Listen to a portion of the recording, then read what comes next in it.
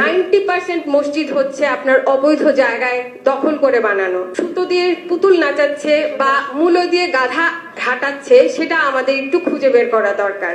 90% মসজিদ হচ্ছে আপনার অবৈধ জায়গায় দখল করে বানানো। এটার খুব ভালো উদাহরণ আমরা এসেও অনেকগুলো জায়গায় পাই। তার মধ্যে 60 ফিটে একটা আছে রাস্তার ওপরে, তারপরে একটা আছে হচ্ছে এই যে বেড়িবাঁধের ওদিকে, ওখানে একটা গাছ ছিল, গাছের নিচে একটা ঠাকুর ছিল।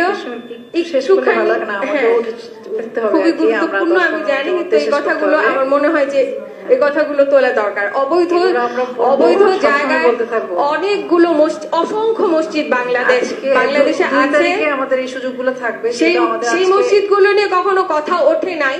কিন্তু এটা আমাদের জন্য খুবই দুঃখজনক, কারণ তারা জনগণের নমিনেটেড নন। তারা এখনো পর্যন্ত আমাদের ন্যূনতম কোনো একটি সাধারণ চাওয়াকে পূর্ণ করতে পারেননি।